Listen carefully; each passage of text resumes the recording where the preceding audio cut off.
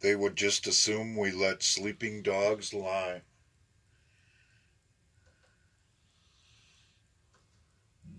But as the Ukraine story heats up, it looks like the Biden campaign is trying to make sure that the New York Times gets on board. They came out with a strongly worded letter against the paper for daring to publish an op-ed that was written by Peter Schweitzer, who will join us in a moment. He has investigated the Bidens and other politicians on both sides of the aisle whose families appear to possibly have cashed in on their elected positions, and he investigates that. In response to that op-ed in the New York Times by Peter Schweitzer, the Biden campaign came out swinging.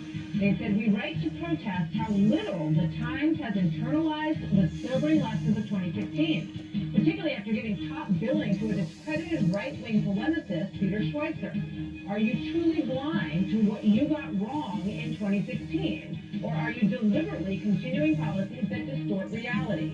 After the glaring mistakes of 2016, the Times has again given an underhanded hack the validation of its platform." Strong words. Peter Schweitzer is president of the Government Accountability Institute and author of the book Secret Empires. Peter, good to have you with us this evening. I guess, and my first question for you is, were you surprised at all that the New York Times, agreed to publish your piece?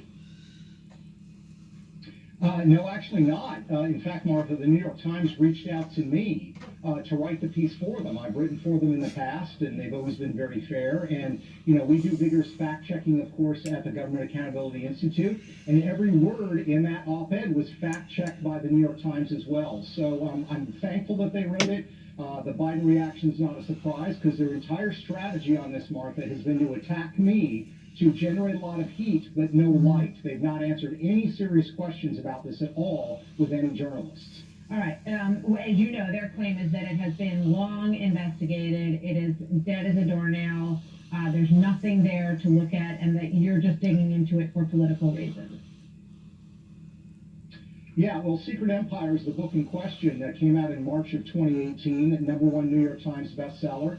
It looks at people on both sides of the aisle. We've got information in there on the Bidens, McConnell-Chow family. We have information in there on the Trump family. So we looked at both sides of the aisle. The Biden material, though, is particularly troubling because it had never been exposed before. The number of deals and the size of the deals that Hunter Biden had in China had never been exposed before. So the notion that this has been looked into, I would challenge them to show us who's looked into this. Nobody's looked into it. And it's the oldest story in politics, Martha. Follow the money. And I think people need to know who is enriching our politicians, whether it's, a local business in their district or a foreign government like the Chinese government. Yeah, I want to ask you about the Chinese government, but I do want to ask you to also respond to this Daily Beast piece that came out tonight, which says that you lifted certain passages in your book from WikiLeaks. I looked at these. In my mind, they seem to be very general information in terms of these comparisons. What do you say? Yeah, I mean, that's exactly right. Look, anything that I publish, just out of an abundance of caution, I always take through plagiarism software to make sure there's not even any questions. We did that with Secret Empires. We did that with Clinton Cash. The examples that they cite, Martha, are absurd. One of them is I have a passage about Mayor Daley of Chicago, and I said, Mayor Daley of Chicago wept at a press conference. They said that I lifted that from somebody who reported the same thing. If I'd said that Mayor Daley cried at the press conference, they probably could have found somebody who wrote that as well. Look, it's very clear, Martha, their strategy is we do not want to talk about Hunter. We do not want to talk about these foreign deals. We want to try to talk about Peter Schweitzer. And honestly, I'm a pretty boring guy. And what's far more important is to focus on these issues, and the Bidens simply don't want to answer any questions about them. All right. Well, I want to ask you about the China story, because there's been so much focus on the Ukraine part of the story, and I watched a piece that you were interviewed in about this, and I found it very interesting. It talks about Hunter Biden partnering with a Chinese company, a member of which then got sort of knotted up in this nuclear espionage plot. Is there any connection between those two things that you found? Did Hunter Biden have any connection to this person? We don't know. Here's what we know. We know that Hunter Biden joined the board of directors of this Chinese fund that, according to their own website, has more than $2 billion under management.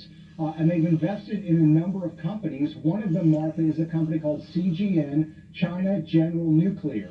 It's an atomic power company in China. And that company, shortly after the Biden firm, where he was on the board of directors, invested in them, senior executives from that company were arrested by the FBI. This is public record. And they were arrested for trying to steal nuclear secrets in the United States related to small nuclear reactors that had military application. So this is all a matter of fact.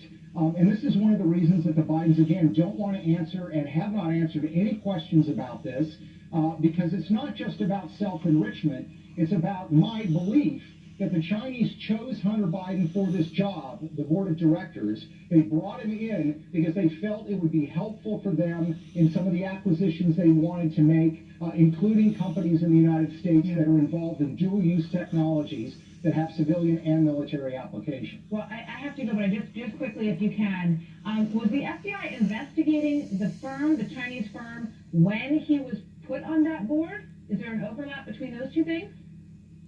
To be clear, they were investigating one of the companies that the investment firm Hunter was on the board of had invested in. So they were investigating the company, absolutely. Hunter Biden's firm was an owner of CGN, and then CGN was investigated by the FBI, and one gentleman pled guilty in that case. All right. Peter Schweitzer, thank you very much. Good to have you here tonight. Some high society lady said, "Is your horse outside?" "No, ma'am, he's between my legs, but you're too fat to ride. Learn some more. If you ever get down our way, what we think about your dollars and your white collars and your fucked up American way."